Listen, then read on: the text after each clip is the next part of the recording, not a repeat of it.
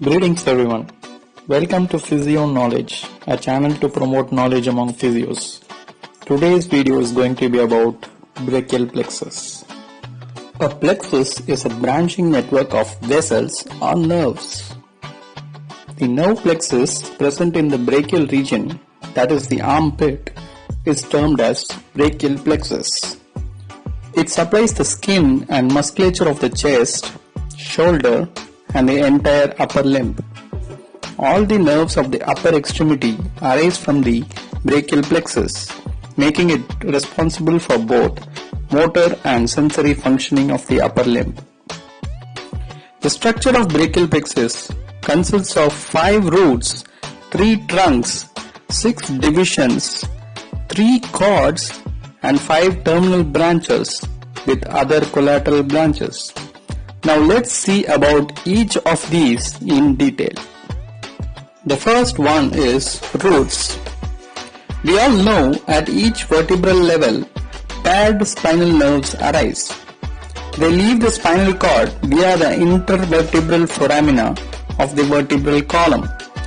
Each spinal nerve then divides into the dorsal and the ventral ramus. As mentioned earlier, there are 5 roots of the brachial plexus and they constitute the ventral primary rami of the spinal nerves of C5, C6, C7, C8 and T1. The next structure is trunks. The roots of the brachial plexus join to form 3 trunks as follows.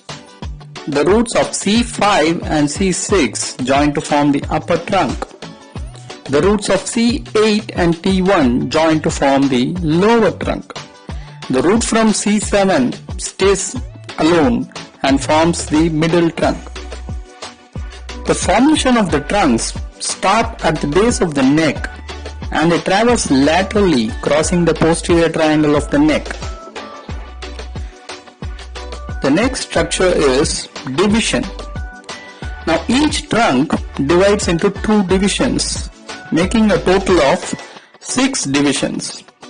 3 divisions move towards the anterior part of the body and are therefore called the anterior division. 3 divisions move towards the posterior part of the body, therefore are called the posterior division. The next structure is cords. The 6 divisions once again merge to form 3 cords. The lateral cord is formed by the union of anterior divisions of the middle and upper trunks. The medial cord is formed by the anterior division of the lower trunk. The posterior cord is formed by the union of the posterior divisions of all the 3 upper, middle and lower trunks. It is important to note that the cords are named with respect to the position of the axillary artery. The next structure is branches. The 3 cords give rise to 5 major terminal branches. They are: the lateral cord branches into musculocutaneous nerve and the lateral root of the median nerve. The posterior cord branches into the axillary nerve and the radial nerve. The medial cord branches into the ulnar nerve and the median root of the median nerve. The median root of the median nerve and the lateral root of the median nerve join to form the median nerve. Apart from the 5 major terminal branches we just saw now, there are a number of other small nerves that arise. They do so from all the 5 parts of the brachial plexus and are listed below. From the roots, we have 2 nerves, the dorsal scapular nerve and the long thoracic nerve. From the trunks, we again have 2 nerves, the scapular nerve and the nerve to subclavius. From the lateral cord, we have 1 small nerve branch called the lateral pectoral nerve. The medial cord gives rise to 3 small branches: the medial pectoral nerve, the medial cutaneous nerve of the arm, and the medial cutaneous nerve of the forearm. The posterior cord also gives rise to three small branches. The superior subscapular nerve, the nerve to latissimus dorsi or otherwise called the thoracodorsal nerve, and the inferior subscapular nerve. Next, we'll look at the nerve roots and innervation. The nerve roots for musculocutaneous nerve are C5, C6 and C7. The nerve roots for axillary nerve are C5 and C6.